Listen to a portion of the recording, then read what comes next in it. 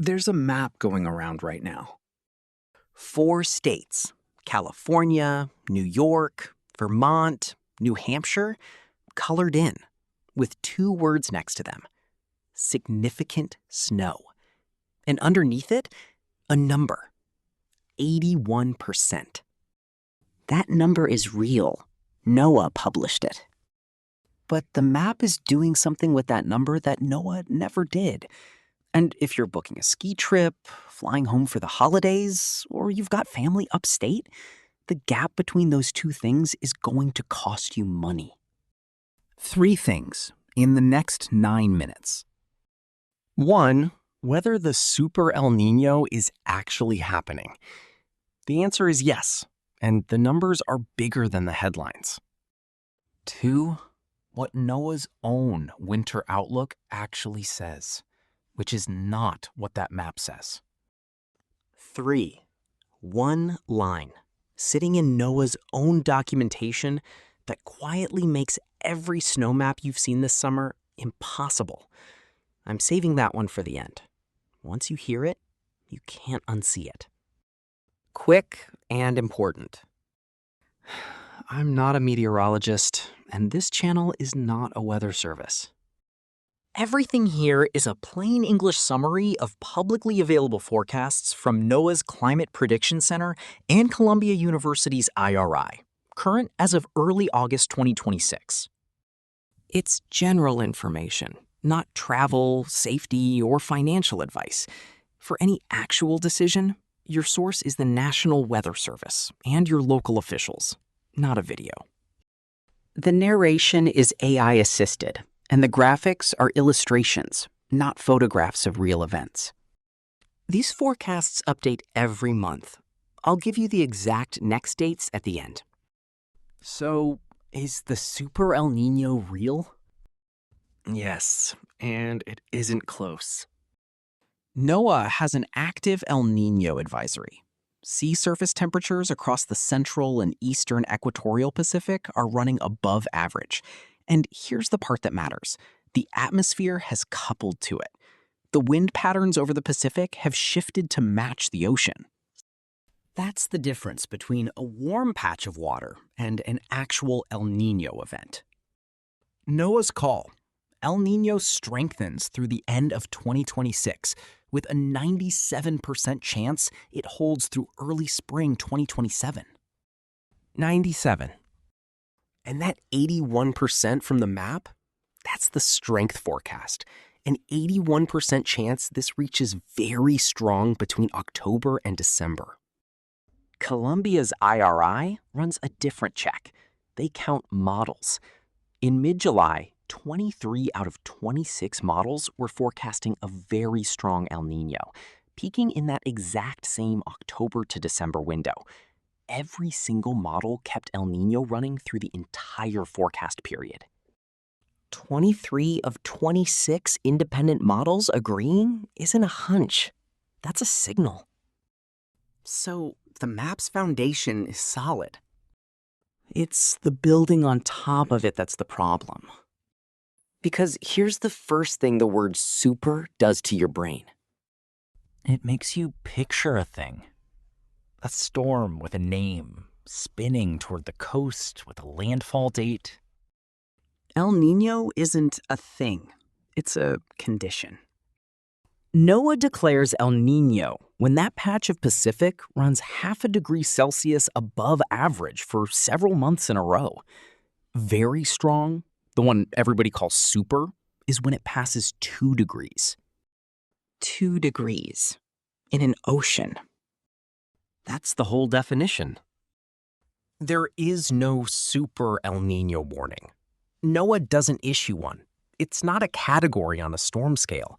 It's a label for how warm the water got. And that leads straight to the thing NOAA repeats every year that almost nobody quotes. The strength of El Niño does not scale with the damage in your town. A very strong El Niño can hand you a completely unremarkable winter in your zip code. And a mild-looking season can still deliver one storm that shuts the interstate down for 2 days. Which brings us to what it actually does. Warm Pacific water shifts where thunderstorms fire near the equator. That shift bends the subtropical jet stream, and in an El Niño winter, that jet tends to run further south across the United States and run stronger. Storms follow the jet. So, across the southern tier, Southern California, Arizona, New Mexico, Texas, the Gulf Coast, Florida, the Southeast, more storms. Wetter, more flood risk, more severe thunderstorms.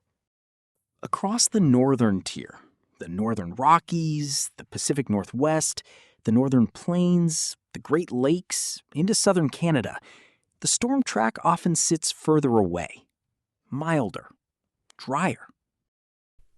That's the textbook pattern, and NOAA's outlook for this winter is starting to look exactly like it. Their January through March 2027 outlook tilts wetter across the southern U.S., drier across parts of the Northern Rockies and Pacific Northwest, and warmer across large sections of the country. Now, read that back and catch it. Warmer across large sections of the country is in the same forecast as the snow map. How does that work? Because precipitation is not snow. That sounds obvious. It is not obvious in practice, and it's exactly where every viral winter map goes sideways. For water falling out of the sky to still be snow when it hits your driveway, you need two things: moisture and a column of air cold enough from the cloud all the way to the ground. NOAA's maps forecast the first one. They do not forecast the second one. Wetter doesn't mean snowier. In a warm storm, wetter means rain. Let me run the 4 states. California first, because it's the widest gap between the map and reality. The High Sierra, 7, 8, 9,000 feet, absolutely can load up. A storm train into a wet southern pattern is exactly how the Sierra builds a monster snowpack. That part of the map isn't crazy. Sacramento, San Francisco, Los Angeles, that's rain. Almost always rain. A wet El Niño winter in the California lowlands is a flood story, not a snow story. And there's a scenario worse than either one. It's called rain on snow. A warm atmospheric river arrives, the snow line lifts to 8 or 9,000 feet, and warm rain falls onto existing snowpack. Snowmelt and rainfall hit the rivers at the same time. That's how you get flooding, debris flows off burn scars, and closed mountain highways in a winter the seasonal map called wet.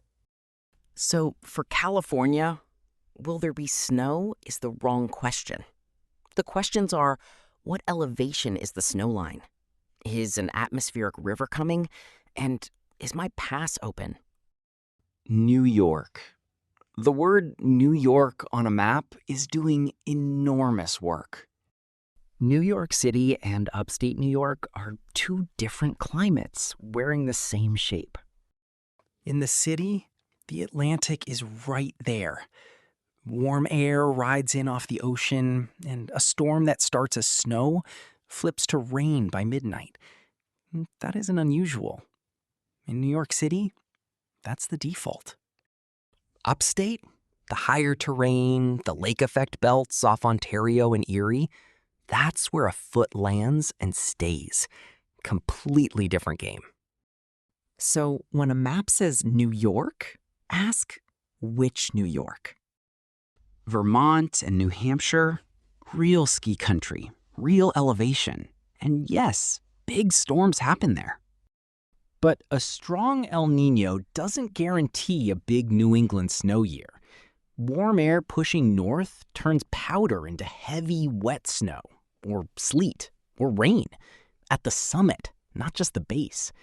And that northern tier tilt toward milder is pointing right at that region. The flip side is equally true. If a coastal storm tracks correctly and the cold air is in position, one nor'easter drops 2 feet in 36 hours, regardless of what the season was supposed to do.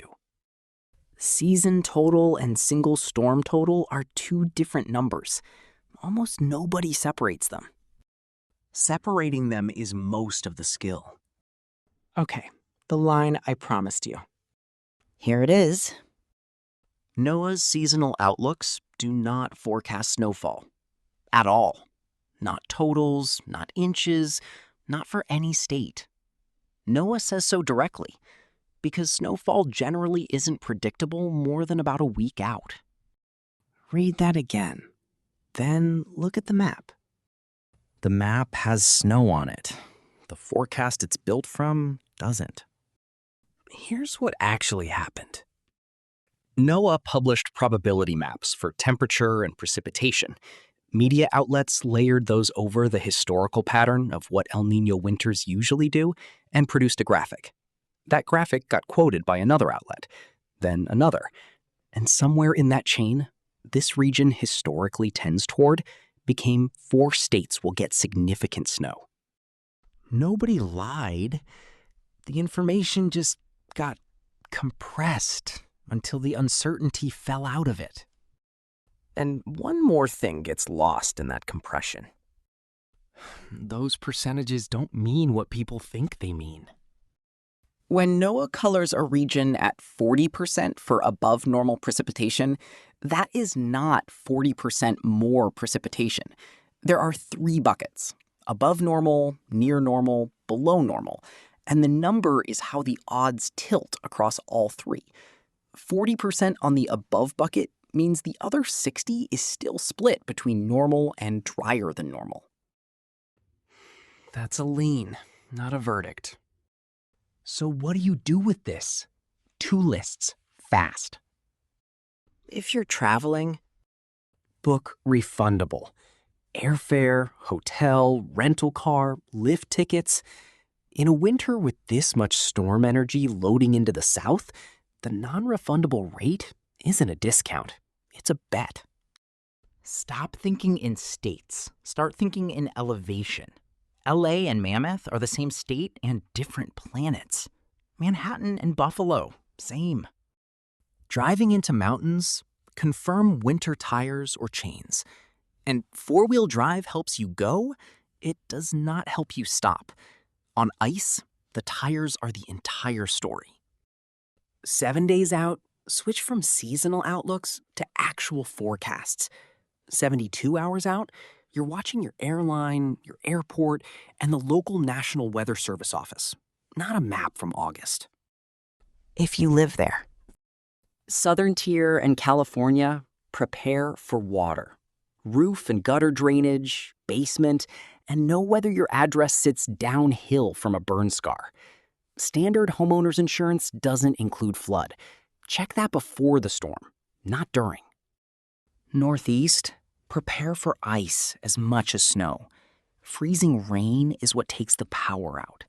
Outages are what turn a storm into an emergency. Everywhere, light and phone charging without electricity, a few days of water and food, extra doses of anything you take daily, heating checked before it's cold, battery and tires checked before it's icy, and your local emergency alerts actually switched on. None of that is a prediction. All of it is stuff you'd want anyway. El Niño just gives you a reason to do it in October instead of realizing you needed it in January. So, the honest version of the headline. The Super El Niño is real, and it's strong. 97% to persist into spring. 81% to hit very strong this fall. 4 states buried in snow is not real. Not confirmed, not decided, and not something a seasonal outlook is even capable of saying. What is real is a tilted deck. Wetter south, milder north. A Sierra that could go huge up high and flood down low.